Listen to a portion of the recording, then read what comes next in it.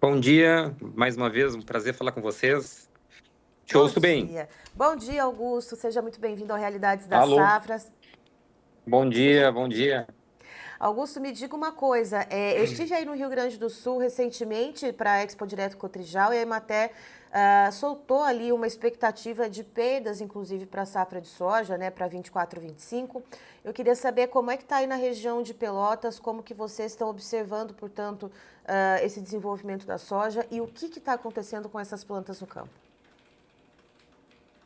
Bom, primeiramente eu quero agradecer a oportunidade de estar aqui fazendo um espelho, né, da nossa realidade agora no momento das lavouras da região sul do estado. O que eu posso dizer para vocês é que a grande característica esse ano do comportamento climático é pela grande irregularidade das chuvas, né? Eu tenho certeza de que num raio de 100 quilômetros nós temos várias realidades aqui dentro da nossa região, na região de Pelotas. Mas, tratando assim de região sul, e tratando de Pelotas, nós estamos passando por um momento de uma estiagem severa, né? Ontem eu estava conversando com um amigo meu, produtor rural, que está colhendo arroz desde o dia 3 de março e não parou nenhum dia devido à chuva. Não parou a colheita do arroz por ter ocorrido alguma chuva. Então a gente veio de uma estiagem agora severa, né? E vale lembrar que nós já tivemos um período de plantio tardio, levando agora para a segunda quinzena de março necessidade de chuvas para o enchimento do grão, principalmente com relação à soja. Então nós temos, não tenho dúvida que nós temos uma perda significativa, né, do potencial produtivo. Então, e pouca perspectiva de chuvas assim com relativa abundância para amenizar esse impacto. Então, é um momento de muita preocupação, muita apreensão. Temos cidades da região sul do estado já com decreto, né? Algumas já até reconhecidas pela União. Nós temos outros dois municípios, como Pierre Machado e Santana da Boa Vista, entrando com decreto de emergência devido à estiagem. Então, o que eu posso levar para vocês é que nós estamos num momento de apreensão e com perspectiva de perdas de produção.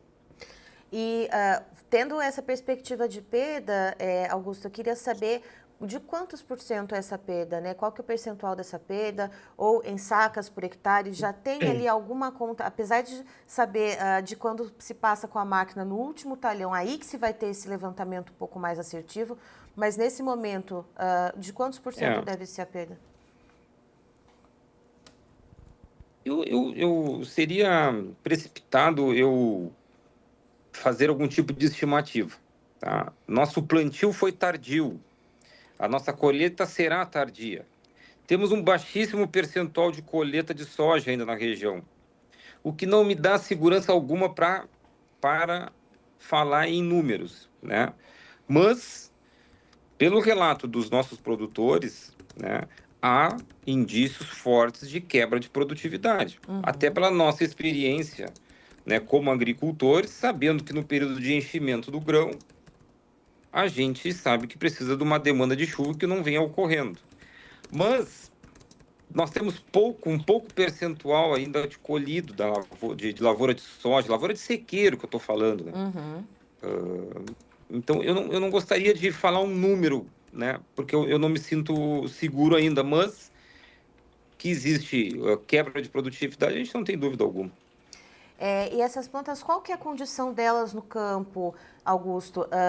Você falou da falta de chuvas que prejudicou o enchimento de grãos, mas teve alguma questão de pressão por pragas ou doenças, abortamento de grãos, enfim, falta de vagens ali no pezinho da soja? Como que ficaram essas plantas?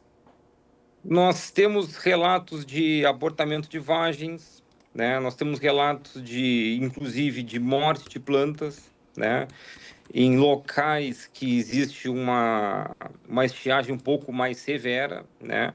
Existem locais que foram agraciados aí com alguma chuva muito localizada, né? Eu posso dizer algumas localidades no município de Pedro Osório, do Capão do Leão, né? São alguns locais que tiveram algumas chuvas localizadas. Mas no restante, na maioria da região, a gente tem esse relato, né, de cultura de soja, né? Temos o milho também aqui, que é uma cultura importante, né? Não tanto quanto a soja em termos de área produzida, área plantada, mas a gente tem assim, ó, não temos relatos de pragas, mas temos agora o relato da falta de chuva que acarretou em abortamento de vagens, em perda e morte de plantas, que é o principal indicativo da quebra de produtividade. Acho que era bom também levar ao conhecimento do público, né? Nós estamos tendo esse problema das lavouras de sequeiro, que podemos falar da soja e do milho, mas a lavoura de arroz está tendo uma boa produtividade. Em termos de produção, nós vamos ter um ano muito positivo aqui na região, né? Nós tivemos um bom clima para a cultura do arroz, né? O que nos dá a segurança e a tranquilidade que não haverá nenhum tipo de desabastecimento, nenhuma falta de produto no mercado nacional. Isso para nós também é um motivo a comemorar, apesar dessa falta de chuva nas lavouras de sequeiro. Temos uma boa produtividade no arroz, que é da principal cultura aqui da região sul do estado. Perfeito, Tiago. E essa colheita da soja, você falou que como o plantio foi tardio, Augusto, perdão. Como o plantio da soja foi tardio, a colheita também deve atrasar um pouquinho. De quanto deve ser esse atraso? Eu acredito que em 15 dias, nos próximos 15 dias, nós teremos aqui um percentual maior, né, um percentual grande de produtores já colhendo a sua lavoura de soja. Acho que antes disso nós vamos trabalhar aí com pontualidades, né? Aquelas variedades um pouco mais precoces, né? Algum produtor que conseguiu plantar um pouco mais cedo por alguma condição climática. Mas em 15 dias a gente vai ter já uma abertura da colheita da soja de uma forma mais significativa.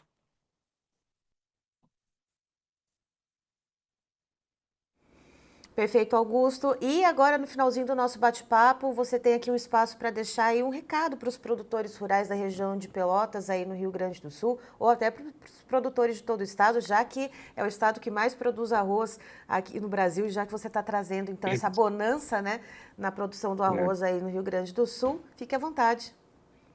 Tá bem, então eu acho que eu vou levar só um reflexo aqui da nossa região. Que bom que temos a cultura do arroz para poder fazer uma rotação com a cultura da soja. Ambas, né, aqui na nossa região se viabilizam, né, o plantio de arroz nas reservas de soja. Temos uma boa produção de arroz, o que ajuda, né, no fluxo de caixa quando a gente ocorre alguma perda, né, nas lavouras de sequeiro. Infelizmente, nós vamos aí para o quarto ano consecutivo com problemas climáticos que vem afetando a produção, né? Nós temos hoje um produtor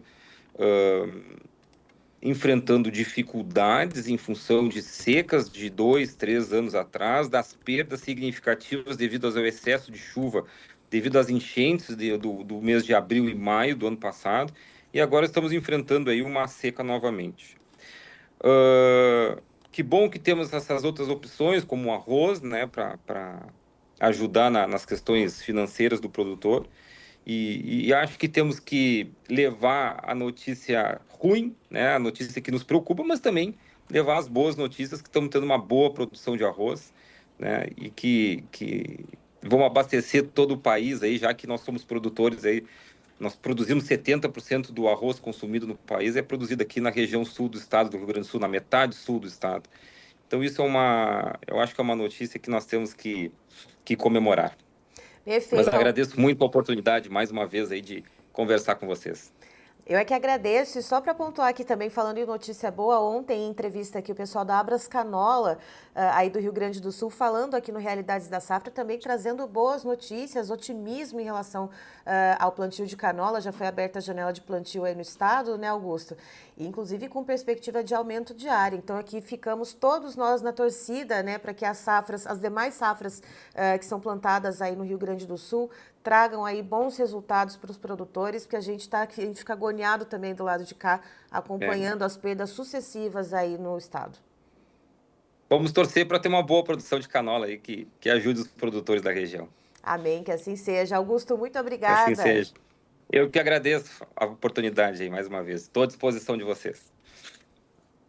Daí, então, estivemos com Augusto Racier, que é presidente do Sindicato Rural de Pelotas, lá no Rio Grande do Sul, nos trazendo, portanto, as informações a respeito da soja, que, claro, deve ter perdas por lá. O Augusto ainda não trouxe e diz que vai ter mais para frente esses dados um pouco mais consolidados a respeito nas perdas da produtividade, mas fato é que faltou chuva, né? Foram chuvas muito irregulares durante o desenvolvimento da soja por lá na região de Pelotas. Então, principalmente na fase de enchimento de grãos, faltou chuva, então tem grãos mais leves, teve abortamento de vagens, segundo o Augusto, enfim, uma série de problemas decorrente do estresse hídrico. Então, tem esse contexto todo, portanto, lá em Pelotas, no Rio Grande do Sul. Tem ainda alguma colheita muito pontual sendo realizada nas áreas de sequeiro, então a gente segue acompanhando como que vai ser a colheita lá na região de Pelotas, porque a gente sabe que os resultados finais mesmo só vêm com a última passada de máquina no último talhão.